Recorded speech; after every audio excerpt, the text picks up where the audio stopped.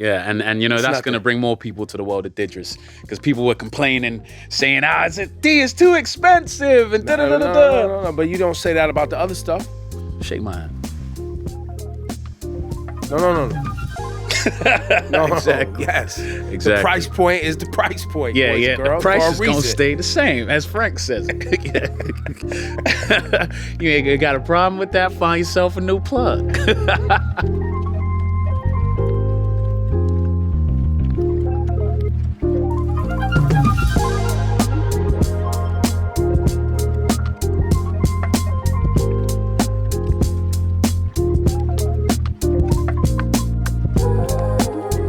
All right, ladies and gentlemen, F1 the movie, the big blockbuster situation, and our guy Damson Idris in there with Brad Pitt, my guy. Listen. Let's let that marinate, right? Yeah, You gotta let that sit for like 10 seconds. So you get the phone call, or was it a phone call? Was it a Man? I was on vacation. I was watching the sunset. I never forget. I was with someone, and you know, I was explaining to them about, you know, just my upbringing and stuff, and it was a bit of a down. I was like, yeah, you know, I'm from Southeast London, and, you know, we didn't have anything. I went ring ring. I was like, hello, you want to be a race car driver with Brad Pitt? And they heard it like, oh, you were saying? You know, I mean, it was the craziest moment of my life. And then, you know, of course, what came afterwards was this 2-year whirlwind of just insane experiences, like one after the other, you know, working with the greatest creatives, in my opinion, you know, Mr. Joe Kosinski, our director, and Brad Pitt, Javier Bardem, Jerry Bruckheimer. I mean, the list goes on, Kerry Condon. Now, I really just was a sponge around these greats, you know. And the cool thing about it is a lot of them hadn't seen Snowfall. Wow. So I was doing stuff, and they're like, oh, he could do stuff. You know, they thought they were just hiring like a kind of new actor. But that was great for me because, you know, on this journey, when you're offered parts, sometimes you come in and then everyone's like, all right, come on then, Mr. Big Shot, you know? Right. But it's nice to surprise people, you know, and show them that you're worthy of being there. So that was the opportunity I was given on this project. So I've seen the film, F1 the movie. I really thoroughly enjoyed it. That's good. Was emotionally invested. Found myself more emotionally invested than I thought. I had no expectation of what I was going to see. Yeah. You know, because I've seen the Netflix Drive to Be Alive, where they get into Drive to Survive. Drive to Survive, excuse me. But that name might be better. Better, yeah. Drive to Be Alive. I like that. But so I'm not all the way in on that, but I just understand. It helped me understand the intricacies of not only the emotions, the relationship, but also what's going on in the car, right? But then in this film, you guys did such a phenomenal job of taking us in the car, right? And then what's at stake. And I don't want to give too much away, but there's more at stake for even your character as the young guy, right? Brad Pitt's character as the older guy, and then the owner of the team. Yeah. Everyone has shit on the line. Yeah. And I found myself emotionally invested. Were you emotionally invested in F1 prior to being an actor in this film? We was talking about this earlier. You know, I used to play the game, obviously, when I was a kid. And the first time I saw an F1 race was in Budapest in 2018 when Lewis actually won. But again, I thought F1 was just Lewis, you know. It's us. So it's just like, oh yeah, there's that one black guy. You watch F1? Yeah, no, I know Lewis Hamilton. Lewis. Yeah. You know, and you have no idea that, you know, there's thousands of people behind what he does. You know, you're like, yeah, it's Lewis. Yeah, he drives. Yeah, he fixes the car. He does it all, you know. So getting a part of this project was just such an eye-opener for me, and I instantly became a bigger fan because I have a newfound respect for the sport. You know, it's not just this elitist thing. You know, they all have this mission and this goal of being innovative and pushing the sport in a direction where it could stand to the likes of the NBA and you know, football and the NFL. And they're going to do that by more inclusion. That's right. And this movie, as Lewis says it, he wants this movie to represent how he wants the world of Formula One to look. So that's what you see in the movie. There's diversity. You know, we've got female team engineers, which is great. You know, you got young jiggy guys like me, you know. So I think it's very relatable. And you know, back in the day when we used to watch movies, and when you leave and you're like, wow, I wish I was a part of that world. And you look to the right and there's an older person there. You look to the left, there's a kid. That's what this film is. You know, it's going to bring everyone to the theater. So I think it's really special. But when you're getting prepared for a film like this, do you get to speak to Lewis? Do you get to have like, because I'm sure as an actor, you got to figure out, all right, what beyond just being in the car driving, who is this? Who are these people? Who is this person? And what am I going to put on in front of the camera? Well, being around a lot of the stunt drivers in the garages was really helpful. Like Luciano Bacchetta and Craig Dolby, they actually taught me and Brad how to drive. We trained for about 4 months from F4 all the way up to F1. So when you watch the movie, well, F4 is like the smaller car that you're getting into. And then it basically, the cars get faster, essentially. And bigger also? And bigger and a lot more tight. So what we ended up with was an F1 modified car that Mercedes made for us. It's an F2 car. We put a slab of carbon fiber in the middle, stretched it out, and made it look like the F1 cars that are on the grid. But still, me and Brad were hitting 180 miles per hour. So time out. The F1, because I've heard that these cars are very difficult to drive. The actual ones they are racing. Oh, yeah. So you weren't even able to get all the way to being in that F1. We drove F1 cars, yes. So we trained in F1 cars as well when we went to France. Right. So we got a taste of everything, the whole thing. Okay. But for the film, and you know, Toto Wolff, who is at Mercedes, he recommended, you know, do the F2 cars. And you know, we had a saying on set: we can't kill Brad Pitt. Forget about Damson. He could go, but Brad, we need Brad Pitt. It's funny, but the cars were still so fast. You know, we were hitting 5Gs.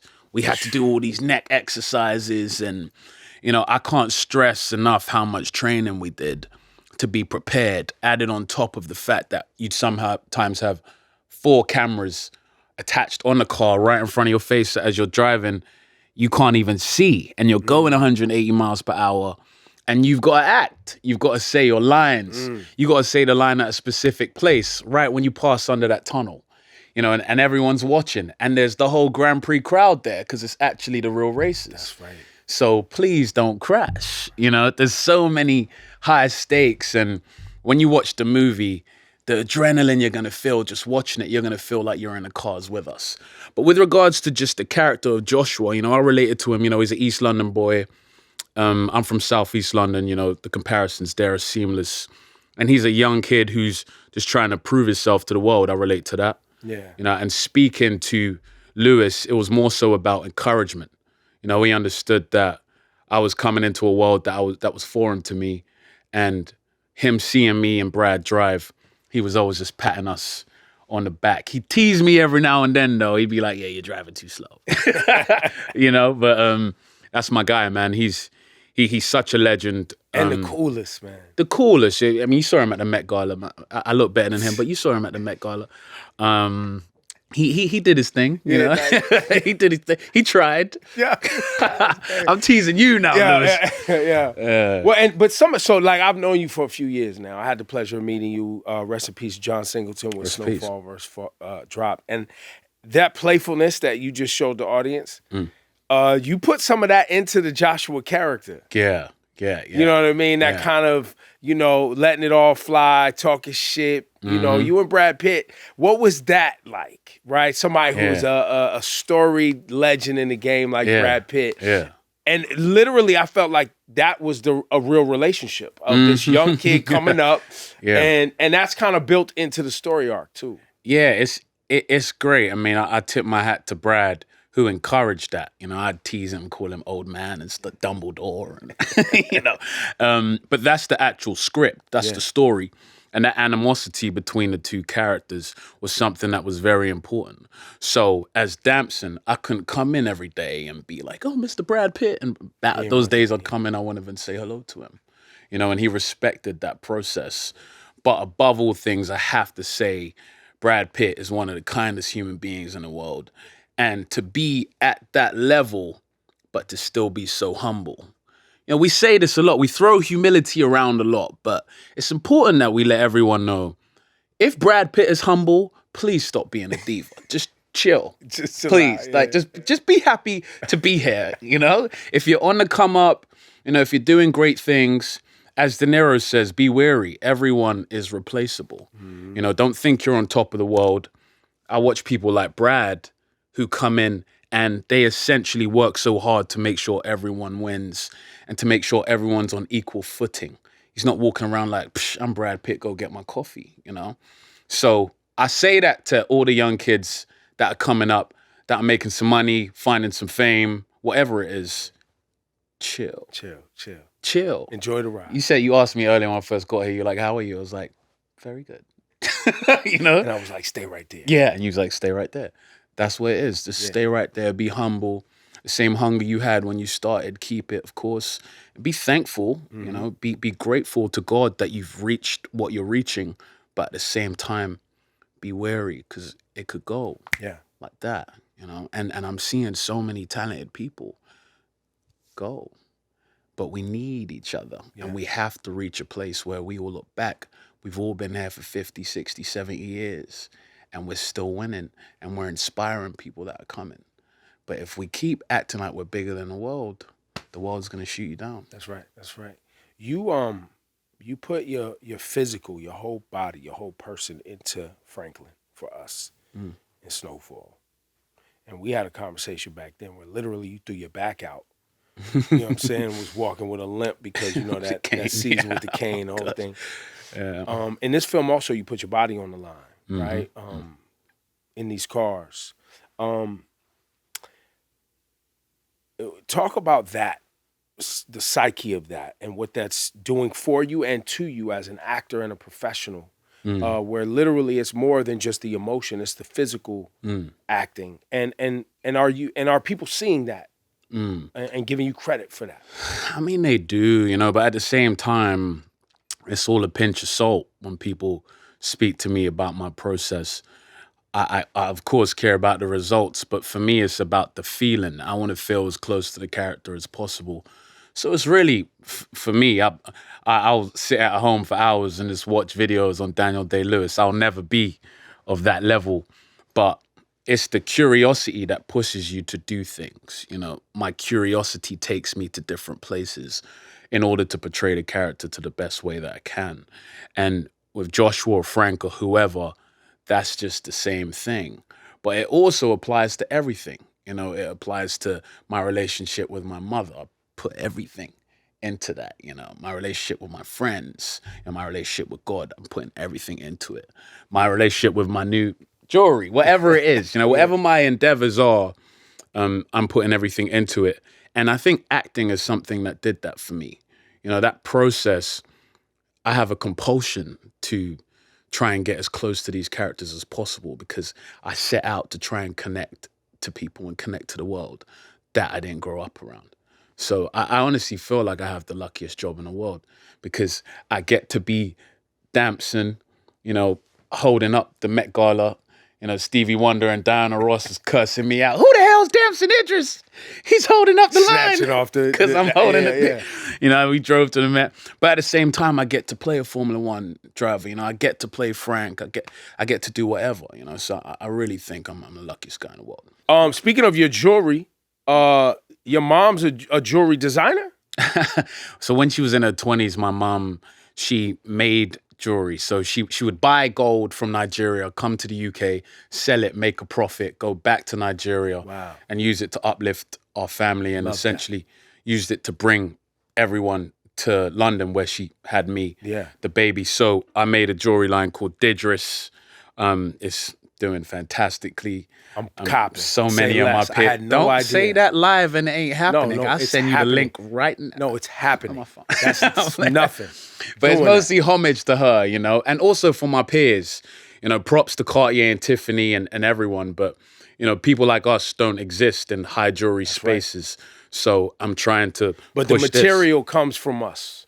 It comes from Africa. Exactly. Listen, everybody's material comes from Africa. Never forget that. There we go. Yeah. And in the summer, I'm releasing a ready to wear. That's really exciting. A bunch of new pieces. I'm in on all this. Yeah, yeah. And you know, that's going to bring more people to the world of Idris. Because people were complaining, saying, D is too expensive. And No. But you don't say that about the other stuff. Shake my hand. No. No, exactly. Yes. Exactly. The price point is the price point. Yeah, boys yeah. and girls, the price for is a going to reason. stay the same, as Frank says. You ain't got a problem with that? Find yourself a new plug. I want to get back to F1 the movie. Were there music that you were listening to as you prepared? Is there stuff that you go to? Is it? Yeah. What are you listening to? When I was in the trailer, just for Josh, I was thinking, what would he listen to? So I listened to a lot of Santan Dave. Yeah. He's a really good friend of mine. Yeah, I love Santan. So he would send me like unreleased stuff, like okay, and I'd play it and listen to it, you know. And of course, Burna Boy. Yeah. I'd listen to a lot of Sench. Shout out to Central C. You know. But just I was really like UK Afro beats heavy when I was playing Josh, because obviously, you know, he's a Londoner. That's right. And Josh's mom, you know, she was not playing in the movie. No, she does not play, and everyone relates to that. Yeah. You know, it's a strong black mother, single parent now because Josh's father's passed away. And like me, he's trying to make his mother proud. You know, as I'm getting older, man, I'm realizing that, man, mums, wow. You know, sometimes I call my mum. See, you shouldn't ask me about mum because now I'm just going to spend a rest of the I'm fine with it. But I'll FaceTime her and I'm like, she's talking, making me laugh, whatever. And I'm like looking around for like a recording device. Like, I just want to record her voice. Like, it's at that place now where I'm just trying to hold on to everything she's given me, you know, because for all of us, our mothers aren't always going to be here. But wow, what amazing joy and luck you have to have your mother in your life. I mean, the other day, just yesterday, I called her. It's like, yeah, we're in New York. I got the premiere. We got billboards everywhere. Yeah, Brad Pitt's here to this. She's like, all right, shut the fuck up. Calm down. Humble yourself. Yeah. Stay grounded. You know, remember where you came from. And I was like, thank you, Mom. I love you. Like, that is just invaluable. And hopefully there's someone in my life, you know, who's going to be able to give that to me when she's gone. Maybe it's going to be my brothers and sisters, maybe, because they still slap me across the head. You know? How many brothers and sisters you have? I'm the youngest of 6. Oh, okay. Yeah, 6. And then so you've 17 been putting on a nieces show and for a nephews. long time then. You was trying all them kids in the house. You've been look at me for a long time. It's insane, man, because now I just want to look at them. Right. You know, I just want to see them win. And as far as I get, you know, it's horrible if you're going alone. So I'm trying as much as possible, to bring my siblings, family mom, with the whole shit. Yeah, exactly. Have you had that time where you've like, yo, I need to call my mom and apologize? I was bugging. Like, where you remember something where you was super tripping as a kid? Yeah, I'm sorry I lost the keys back in the day, but no, I mean, you know, she calls me and just randomly will be like, I'm proud of you. Yeah, okay. You know, so it's funny. I had to set an alarm, 2 alarms, one pray, second one call mom, because I was going, you know, 6 months not seeing anybody. You know, I'll be alone in the back of a car, alone on a plane, alone in a hotel, on set, alone in a trailer, whatever. And I was just like, man, like, I need to call someone every single day that's just gonna keep me grounded. So my mom is that for me. Yeah. A lot of people don't realize how. You know, they see the final product of F1 the movie. Mm-hmm. You know, they don't know that how difficult it was to create this movie, right? Actually being at F1 races and finding time to film and making sure that when you guys had the cameras rolling, you got everything you needed to get and didn't disrupt the actual races that needed to take place. Sometimes we did. A little bit. How before we wrap, I would love to just hear about the choreography of what they had to do to actually capture this? So the film features the final 9 races of the Grand Prix. And so we start in Silverstone. And what Joe would do is we'd rehearse. Of course, me and Brad trained in the cars. And we'd have these 5 to 10 minute slots during the actual races with the real crowd, hundreds of thousands of people, the real F1's happening. Everyone's doing their job, going about their day. And we would get these scenes there. So it was really like live theater. But the funny side to it was when me and Brad would go out and drive and have to act and say our lines around the track. You know, there was one time in Budapest, the second turn, I had a spin. And there's like a crowd and everything. Luckily, the crowd was more on that side of the city. And then they had to like pathetically like put a rope on the car and pull me back to the garage. And I'm in there like this and the paps are getting me and stuff. You know, but, you know, we held it up for like 5 minutes. Yeah. So that stuff just could not happen. But I tip my hat to all the creatives, you know, and Jerry Bruckheimer and our first AD, Toby. Everyone just really brought their A game. And, you know, when you're working with the biggest movie star in the world, I mean, so many things could go wrong. You know, we'll be doing a scene and fans will be running up with their phones. Someone will quickly like tackle them out the way, you know. Yeah. There was so much that went into it. But unlike any movie, I mean, I think if you watch Top Gun, there's a reason why we did things the way we did. Joe wanted to make the most authentic racing movie of all time. And I think you nailed it. Yeah. I think you nailed it. Damson, man, thank you so much for your time today. Bless you, man. It's always a pleasure. Always good to see you. And listen, big films. They're coming. Big films. They're coming. We need to get you in one. Shit. You ain't gotta ask me twice. You know what I mean? Shit. I'm crying. Damson Idris, F1 the movie and F1 the album out Friday.